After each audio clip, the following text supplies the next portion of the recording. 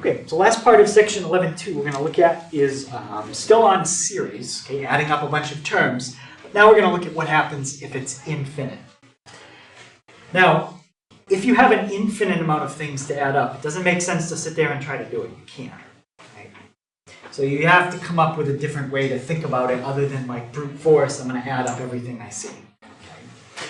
Now, sometimes when you add up an infinite amount of things, you actually get an answer, like 2. And sometimes when you add up an infinite amount of things, the answer is just infinity. It doesn't add up to anything. So the first thing we got to kind of look at is, how do you know whether or not it's going to add up to something or just not add up to anything? And then if it is going to add up to something, what does it add up to? So we'll talk about that. Okay, so that's what I just said. So sometimes when you add up an infinite amount of terms, you get a number. Sometimes you don't. So this is the sigma notation for an infinite series. What's different?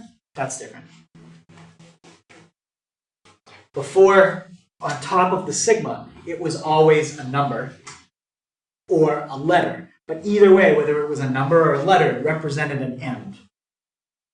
Either an end that you knew, if it was a number, or some end really far away that you don't know. Okay? And we usually use the letter N to represent an ending point somewhere far away. Okay? When you expand out a sigma, that's an infinite summation. You put a ... at the end. So this says you've got your first term, plus your second, plus your third, plus your fourth, ... You've got your nth term, and then you've got even more beyond that. It just keeps going. You could look at the next one here as the nth plus 1 term, nth plus 2, nth plus 3, nth plus 4. Just keeps going. Okay, and I've already mentioned this as well. So adding up an infinite amount of terms by hand, not really doable. So we're going to look at it graphically to kind of get an idea, but then we can do even better. We don't even need a graphing calculator eventually. We can just use a formula. Okay? So we'll take a look at that. Okay. So the idea when you do it graphically is you're looking for something that you get closer and closer and closer and closer to. Does anybody remember what that's called? Like if you draw on a line and you get closer and closer to it, get as close as you want, but you never really reach it. Yep, an asymptote. So that's basically the idea of thinking about it visually. So if there is some number, okay, I'm just calling the number s because think of s as sum. Okay? So if you think you know a number that everything adds up to, we'll call that the number s. That's your sum. And you draw in the horizontal line y equals s. Maybe it's y equals 2, y equals 7, whatever you think it is. If that line y equals s is a horizontal asymptote for your sequences of partial sums, okay, then we say that our partial sums are converging to that number. Okay? Because remember, as s sub n gets further and further out, it's getting more and more accurate approximation of infinity, right? Like if I had a sequence and I add up the first 10 terms, maybe that's not that good of approximation of what the infinite series would add up to. But if I add up the first 50, or the first 100, or the first 200, okay, I probably have a pretty good idea of what it would add up to. If you add up the first 200, that's pretty much like infinity. That's a lot. So as you add up more and more terms, if they're getting closer and closer to that number, that's the horizontal asymptote, you say that your sum is converging to that number as you get bigger and bigger. Okay? As n gets bigger and bigger. So that number s that you think is that's the horizontal asymptote, that's what you'd be saying the series is adding up to. Okay. So we'll try one and see if we can figure it out. And the way we'll do it is we'll look at it and we'll try adding up like the first 5 terms. See if it looks like it's close. Then we'll do the first 6. Then we'll do the first 7. And we're going to start to see that we're going to get a pattern. Okay? You'll see a number that it's getting closer to, but not going above.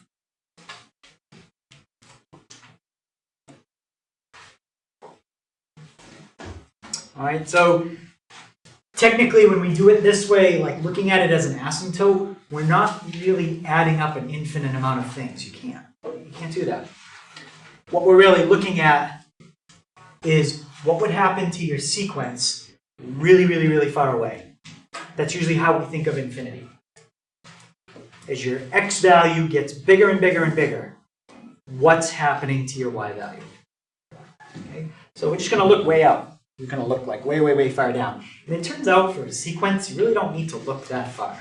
If you add up the first like 7 or 8 terms, you can usually tell just by adding up 7 of them what it's going to add up to if you added up 1,000 of them. It really, after the first 10 or so terms, it doesn't really make a difference if you keep adding them, because what happens is they just get so small, they don't make a big difference.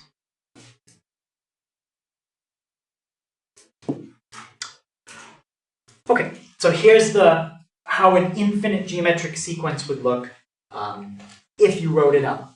Okay, the first term, well, just the first term, a sub 1. The second term, you plug in 2 for k. 2 minus 1 is 1, and you have r to the first power times your first term. Okay. Then the next one would be plug in 3 for k. 3 minus 1 is 2.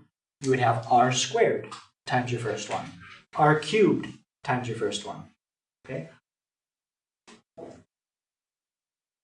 So the way if you write the position that you're in here, what ends up happening is the exponent on r is always 1 less than the position you're in. If you're in the second spot, the exponent on r is a 1. If you were in the third spot, the exponent on r would be a 2. If you're in the nth spot, the exponent on r is n minus 1. And the way you can kind of remember is think of how many times you would have to multiply by r to get to the spot you're trying to get to. To get to the first spot, you don't multiply by r at all. The first number is just given. But to get to the second spot, you multiply by r 1 time. To get to the third spot, you multiply by r again. So now that's 2 times. To get to the fourth spot, you multiply by r 3 times. So that's the pattern of an infinite geometric sequence, series. Any question on that idea? Now, from looking at the expanded notation, what tells you that it goes on forever? Chris? Your dots and this infinity sign above your sum. Okay, so yes, on the sigma notation, that infinity symbol tells you it goes on forever. But if you were just looking at, well, that's weird. Just look at the right half. Your dots after your end sum. Yes, the dots after the nth one, not these dots. This just tells you there's a bunch of terms between the second term, and the nth term. This tells you that it goes on forever. Okay. So I want to figure out what the nth partial sum is, or the infinite partial sum here. Okay, so we'll look at what happens if you add up the first 4. We'll do the first 5. We'll do the first 6, and then I think you'll see a pattern.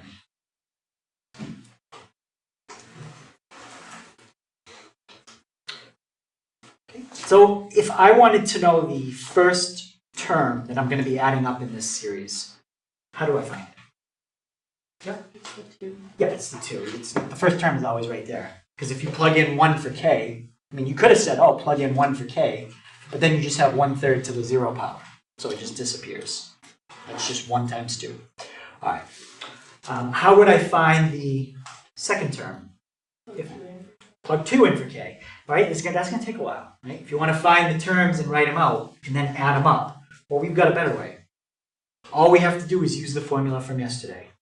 The first term times 1 minus r to the n over 1 minus r. And I've done that for adding up the first 4, the first 5, and then the first 6.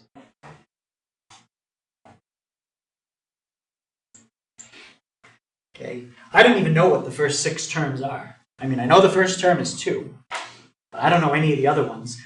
But I don't need to. To add them up, I can just use this formula. So first term times 1 minus r to the n, all divided by 1 minus r.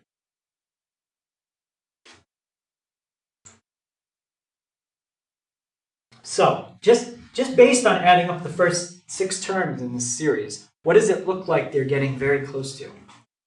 3.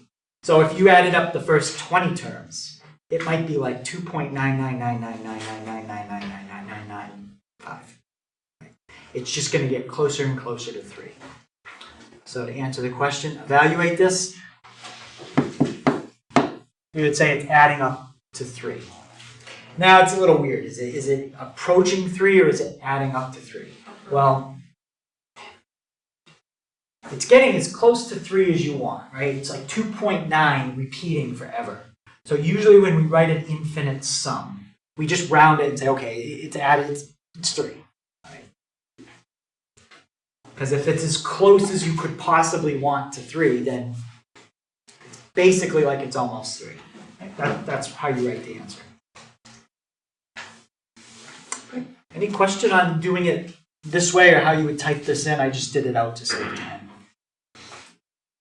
Easiest way to do this kind of stuff would be if you use your graphing calculator and use your table, then your table could help us figure these out. Right. Any question how you could type this in as a formula in Y1? You just have to be careful with parentheses. This you would use, this would be x. That would be the thing that can change. But if you're careful with parentheses, you can just use a table on the calculator. Okay, so actually, you know what? I am going to type it in on the calculator because I want to visualize these sums. All right, so you get to see that anyway. All right, so we have this 2 in front. I'm going to deal with that after. So I've got in the numerator 1 minus 1/3, and the only thing that's raised to the power is the 1/3. So I'm going to do it like that. That's the numerator. Now I'm going to divide that by, just to make it simple, what's 1 minus 1/3? 2/3. So there's my denominator. And now that whole thing is multiplied by what number in front? 2. So what I'm going to do is put set of parentheses like this, put another one in front, and then just put in a 2. That should work. Let's go to the table and see what happens. If we put 4 in, I get 2.96. Yep. 5 gives me 2.98. 6 gives me 2.99. That's what I want. Okay, so now we're gonna graph that. So x is your position. Does it make sense to have negative position numbers? No. The first term we really start with is a 1. Okay, so we'll start with 1. And how many can we add up? We can add up as many as we want. Let's just go up to 10. Now, we've already done the problem, so we already know that it adds up to 3. So in this case, I don't need to look at negatives. And I don't even need to go as high as 10. Let's just go up to 4.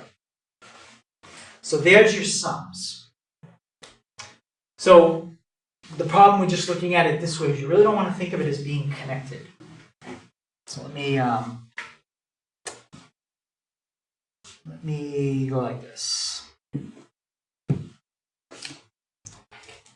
All right. So what I've done is I typed this formula in on the calculator. You can put down what we typed in. So we typed it in just like that. R was 1/3 and A1 was 2. So if you add up the first term, you get that. If you add up the first 2 terms, you get that. We didn't actually do the first 1 or the first 2. I think we started at S sub 4. The first 3 terms gives you that. 4 terms 5 terms. So what you want to think of it as, you should just think of those dots. It really shouldn't be a connection between them. But the calculator doesn't know that, because I just typed in a formula and the calculator graphed it. The calculator doesn't know that it should only be plugging in integers for x. Okay. So, to visualize this, we graph it and focus on positive integer values. That's why I put the dots on it. Now, as x approaches infinity, as you head further and further to the right, that's a pretty good approximation of what this adds up to. Right? And if I put in what we thought the answer was, what did we think they add up to? 3. The line y equals 3 is a horizontal asymptote for that blue curve. The problem is it gets so close that it almost looks like it's right on top of it. The only way I could kind of show it a little better is if I zoomed in.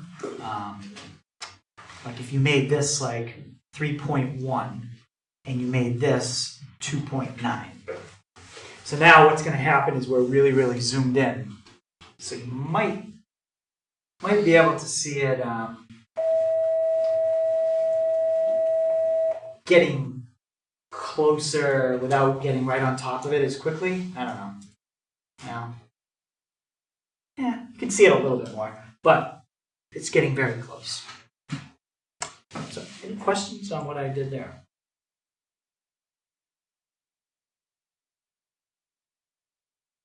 All right.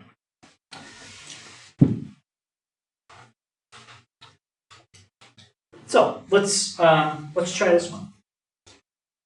Okay, I'll do one more using a graphical kind of approach. Then it's going to be a lot better if we just use a formula. It'll be faster.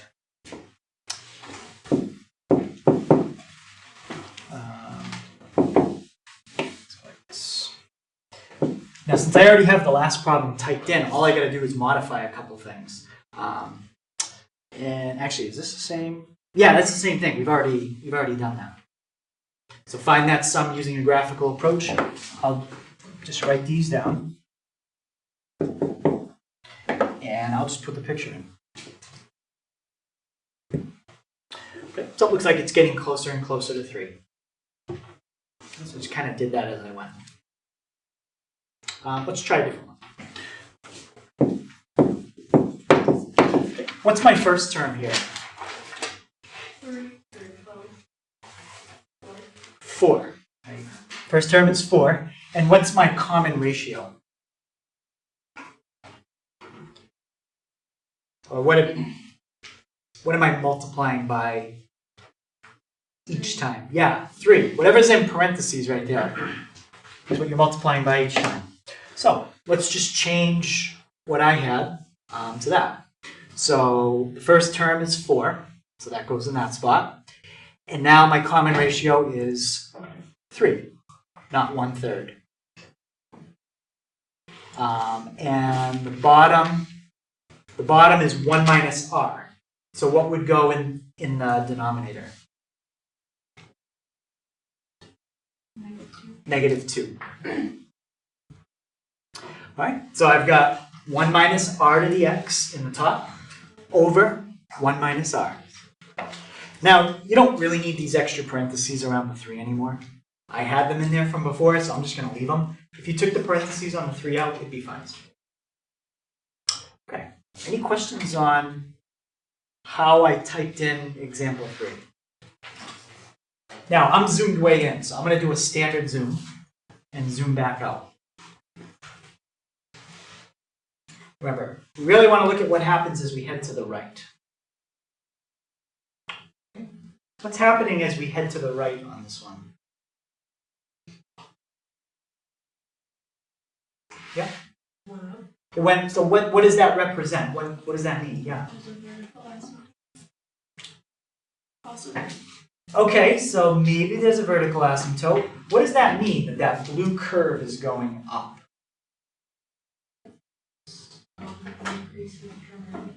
The sum is going up. So let's go to our table and actually look what happens. Okay. If we add up the first 1 terms in that series, what should you get? 4, and you do. If If you add up the first two terms, well, that would be 4 plus the second term. 2 minus 1 is 1. 3 to the first is 3. 3 times 4, 12. So the second term is 12.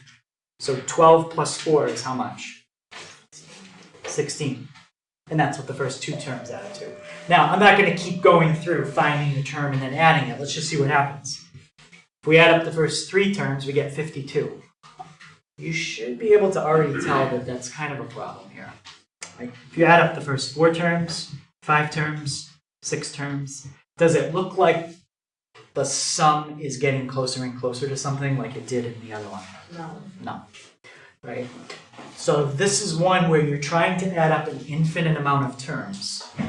But the problem is each term you add is bigger than the one before it because you're tripling the terms each time. Here you were taking 1/3 of the term each time. So every time you added a new term, it was 1/3 as big as the last one. Okay? If they get smaller as you go on, that works. If they get bigger, it doesn't work. Okay? So this one doesn't have a horizontal asymptote as you head to the right. I don't care what happens as I head to the left. Heading to the left here means nothing. These are negative positions, right? In fact, you shouldn't even look at negatives. You really should just look at it like that. Maybe you want to zoom out a little more, but you should start at 1 and then look to the right. There's definitely no asymptote there. So anyone have a guess what the word is when it doesn't converge? It's the opposite of converge. Yeah, it diverges. So this particular series diverges. Or you can say it's divergent. So usually this kind of question would come in 2 parts. Does the series converge or diverge? If it converges, tell me what it would converge to. Okay. So you wouldn't be able to answer the second part on this one. So now we've seen an example of one that diverged. So that one was divergent. The one before, whatever it is, this one was convergent.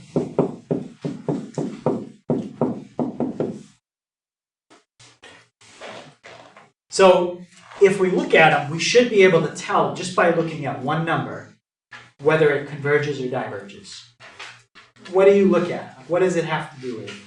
Yeah? If r is greater than 1, it will diverge. Yeah. If r is greater than 1, it's going to diverge. If r is a fraction between 0 and 1, it's going to converge. All right? So I'm not actually going to go through and graph it with these different values, but if you graphed this formula and you let r equal 0.8, based on what Robin just said, would it converge or diverge? It would converge. Yep. The closer it is to 0, the faster it converges. Right? Think about if I'm approaching 0, and I'm going to start at the number 10. If I take half of 10 each time, I'm getting closer to 0. It's taking a while, but I'm getting there. Now, if I start at 10, and I take 1/8 of it each time, well, I just pressed it 3 times, and I got pretty close. So the smaller r, like 1/8 is much smaller than 1/2, it'll converge faster. Right? How about 0.9? Converge or diverge? Converge. That'll converge faster or slower than A? Slower. Think about if you take the number 10 and multiply by 0.9 each time. It's getting smaller. I mean, I've already pressed it like 15 or 16 times. This is taking a while to get to 0. It'll take forever, right? So multiplying by 0.9 each time, it doesn't converge as fast, but it is converging. How about 1.1? Converge or diverge? That's going to diverge, right? This one, I keep pressing it, it's going to approach 0. If I take the number 10, multiply by 1.1 each time, it's just divergent. Okay? And the further and further you go, you start to see it kind of explode and get really big all of a sudden. Okay? So that's going to diverge. How about D? That would diverge faster or slower than C? Faster, because you're multiplying by 1.2, so it's going to get bigger and bigger quicker. Okay. So you could play with that, just typing in different numbers for R and C. But the pattern is that if the absolute value of R is less than 1, it converges.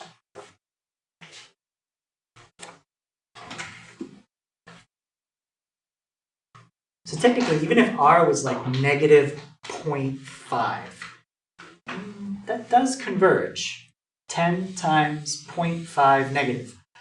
But the way it's going to converge is it's kind of oscillating between positive and negative. So you could think of it kind of going like this.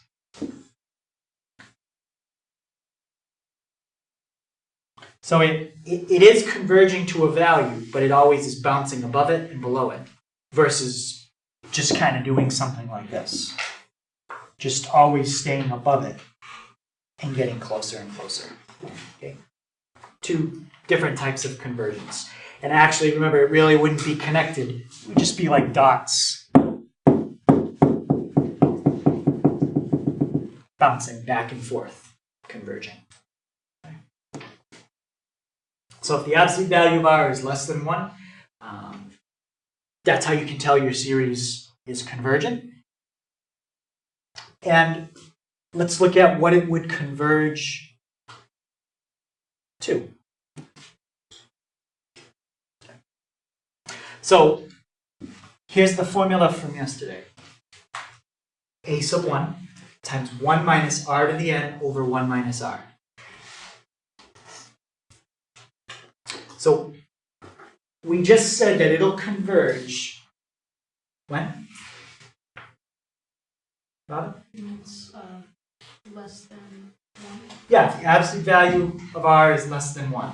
So give me a number that has an absolute value less than 1. 0.65.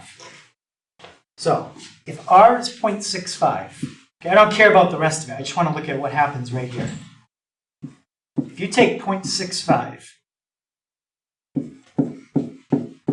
and raise it to a huge power, right? Remember, this number n is going to get bigger and bigger and bigger if you're thinking about infinity.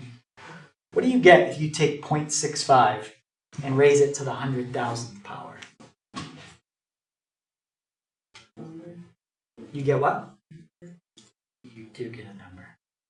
Can we be a little more specific? Yeah? Gonna get incredibly small. Incredibly small number. Very close to what? 0. 0.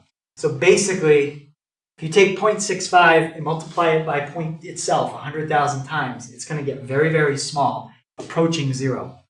So this that I'm circling starts to not even make a difference. Right? This basically approaches 0, and you don't even need it. Now, do you need it if n isn't that big? Yeah. But if n is approaching infinity, it becomes insignificant. So all you're left with, as n approaches infinity, is this. A sub 1 times 1, just like a distributive here. So a sub 1 times 1 is a sub 1 minus 0, I don't need that, over 1 minus r. So that's how you find the sum of an infinite geometric sequence. It's actually a simpler formula than finite. Thought I had it written down. So that's the sum of an infinite geometric sequence. Now, if you don't want to remember that formula, you don't have to. Just remember the one for finite, and if you want to pretend like it's infinite, just plug in a big number for n. Plug in like 50 and see what your calculator gives you. Okay, so if you only remember the finite one, that's okay. Just let n get huge, and you'll get the answer anyway. So is that an R or an N? On the bottom here, 1 minus r. So the 1 minus r is still important because whatever r is, you need to do that arithmetic out. But take a decimal and raise it to a power, it just gets insignificantly small, especially if that power is huge. Okay, so let's look at this one.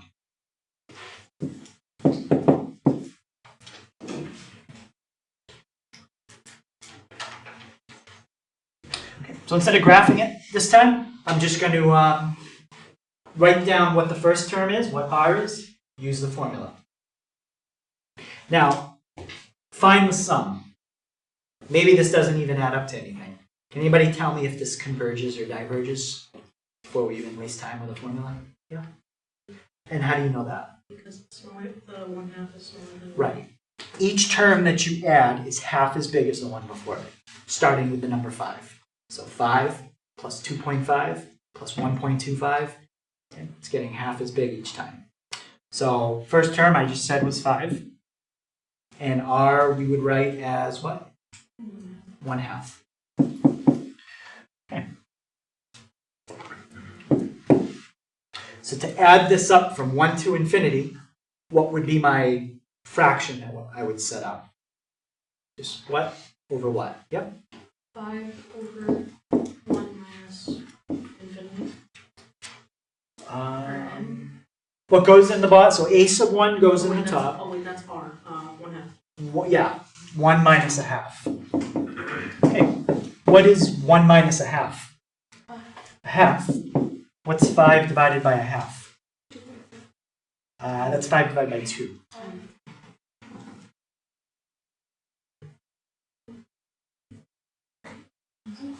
10, yes. So if you were to add up every number here from 1 to infinity, it would add up to 10.